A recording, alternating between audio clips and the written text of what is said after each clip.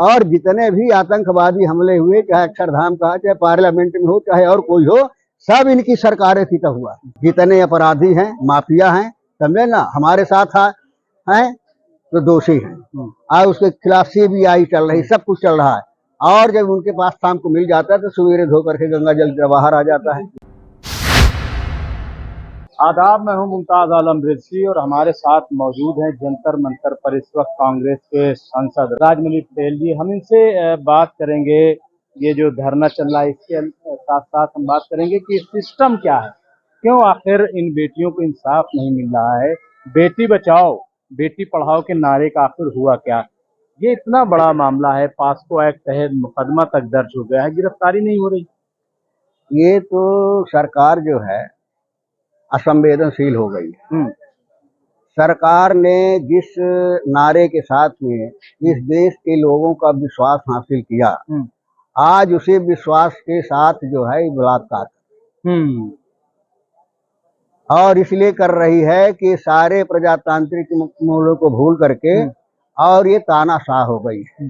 जब कोई व्यक्ति तानाशाह हो जाता है तो सामाजिक मूल्यों को भूल जाता है, संवैधानिक प्रावधानों को भूल जाता है, देश और जनता के प्रति हमारा दायित्व क्या है उसको भूल जाता है। उसको केवल यही दिखाता है कि जो हमारी ताकत है, जो हमारी शक्ति है, यही सब कुछ है। हम इसके माध्यम से जो कुछ करेंगे वही सच है, वही कानून है, वही संविधान है। इस रूप में मोदी जी इस देश में अपने आप को प्रस्तुत कर रहे हैं। लेकिन तो नहीं होना चाहिए कि तानाशाह का भी जब अंत होता है तो बहुत बुरा अंत होता है।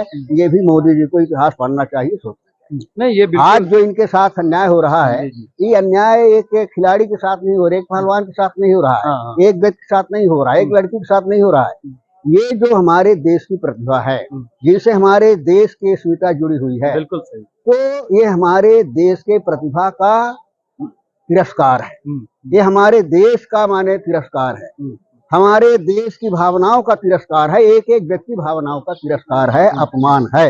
इस चीज को इस रूप में लेने की जरूरत है और ये लड़ाई सबको साथ मिलकर के लड़ने की जरूरत है। नहीं, बिल्कुल आप सही कह रहे हैं। लेकिन जैसे ही कांग्रेस आती है, विपक्ष का कोई आता है तो कह देते हैं राजनीतिक मामला है। ये एक राजनीति, अभी आपने सुना होगा कि कहा कि इसमें कोई बाबा शामिल है, कोई सरमायाकार शामिल है, एक कांग्रेस शामिल है, क्योंकि इसमें दीपेंद्र हुड्डा आ गए थे। तो इसको इस तरह ये रंग दिया जाता है। नहीं, ये तो भारतीय जनता पार्टी का जो है एजेंडा ही है कि सच को किस तरह से झुठलाया जाए, किस तरह से उसको गलत साबित किया जाए। हम कहते हैं कि माने कोई पार्टी का है, कोई किसी क्षेत्र का है, कोई किसी जाति का है, सबसे पहले इंसान है। अगर इंसानियत पर हमला होता है तो क्या इस वजह से उसको नहीं बोलना चाहिए कि कांग्रेस पार्टी का है? इंसानियत पर हमला होता है इसलिए नहीं बोलना चाहिए कि दूसरे प्रदेश का है? इंसानियत पर हमला हो तो क्या इसलिए नहीं बोलना चाहिए कुछ जात का है? अरे इंसानियत पर अगर हमला होता है तो सबको बोलना चाहिए, वहाँ की जात नहीं होती, कोई पार्टी नहीं होती है, कोई।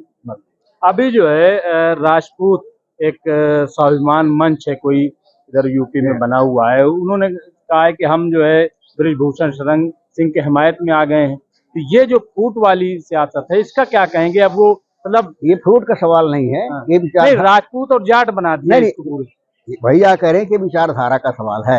जो सामाजिक न्याय को मानते हैं, इंसानियत को मानते हैं, देश की इज्जत को मानते हैं, वो एक जगह खड़े हैं। और जो माने देश को इस विधा से उनको मतलब नहीं है, अपने स्वार्थ से मतलब है, वो सब एक जगह खड़े। जितने अपराधी हैं, माफिया हैं, समझे ना, हमारे साथ हैं तो दोषी हैं। आज उसके खिलाफ CBI चल रही, सब कुछ चल रहा है। और जब उनके पास शाम को मिल जाता है तो सवेरे धो करके गंगा जल बाहर आ जाता है। इसके साथ कैसी सरकार है? इसके साथ ही हम देखते हैं कि अभी कर्नाटक में चुनाव चल रहा है, वहाँ 10 तारीख को पोलिंग होनी है। हम देखते हैं मणिपुर जल रहा है, यहाँ लड़कियां, मतलब इस पे कोई कुछ बोलता नहीं है। नहीं, बोलने का सवाल नहीं है। आप इनसे ये पूछ लीजिए, मोदी जी बता दें कि जो मोदी जी कहते थे कि महंगाई बढ़ गई, महंगाई माँ शब्द बोलने के लिए तैयार नहीं है, आज सारा देश जल रहा है। आज सारे देश माने बिक गया है।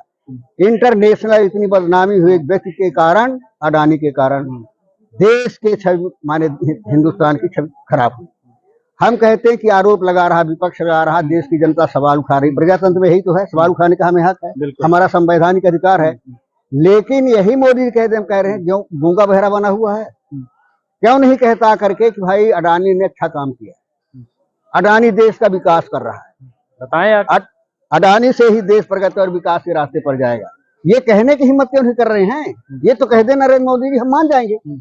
नहीं, पुलवामा तो बोलने के लिए नहीं, और जितने पुलवामा की बात छोड़ दीजिए, वो सब सामने आ रहा है। पुलवामा मरकली है, 40 लोगों को शहीद कर दिया, और जितने भी आतंकवादी हमले हुए, चाहे अक्षरधाम का, चाहे पार्लियामेंट में हो, चाहे और कोई हो, सब इनकी सरकारें थी तो हुआ।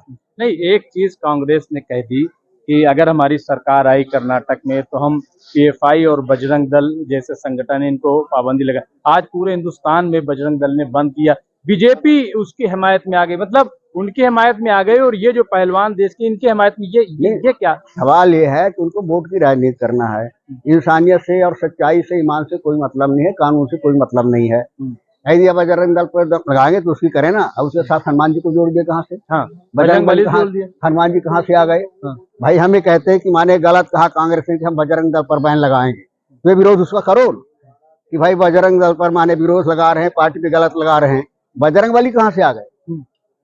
तो ये इसी तरह से माने जो है, माने कभी देवता पर, कभी गाय पर, कभी गौ माता पर जो है देश को गुमराह करना चाहते हैं कि सच्चाई से इस देश के लोगों का ध्यान भटक जाए और सच्चाई की आवाज सामने ना आए, वैसे से भटकते रहे। नहीं, तो आप तो बहुत सीनियर हैं, बहुत सारे उतार चढ़ाव देखे, क्या लग रहा है, क्या कोई बदलाव आएगा या इसी तरीके से मोदी की हुकूमत चलती रहेगी? और 24 को लेकर के क्या आपको लग रहा है? देखिए 24 में 2 है, ये तय हो जाएगा 24 में, या तो तानाशाह जिंदा रहेगा या लोकतंत्र जिंदा रहेगा। हमें तो नहीं लगता कि माने अभी इतने खराब लोकतंत्र के खराब दिन आ गए हैं कि लोकतंत्र खत्म हो जाएगा। इस देश के वही लोग हैं, गरीब हो सकते हैं, कमजोर हो सकते हैं आर्थिक रूप से, लेकिन वही लोग हैं जिनकी सबसे बड़ी ताकत है उनका ईमान होता है, चरित्र होता है। ईमान और चरित्र की ताकत के आधार पर ही जिन लोगों ने इस देश को आजाद कराया है, उनका जज्बा आज भी है। इस देश के लोग जनतंत्र को नहीं डूबने देंगे, निश्चित रूप से तानाशाह का अंत होगा। बहुत बहुत शुक्रिया। ये थे राजमणि पटेल जी जिनसे हम बात कर रहे थे, और इन्होंने कहा कि अभी लोकतंत्र बाकी है, तानाशाह का अंत होगा। बहुत बहुत शुक्रिया।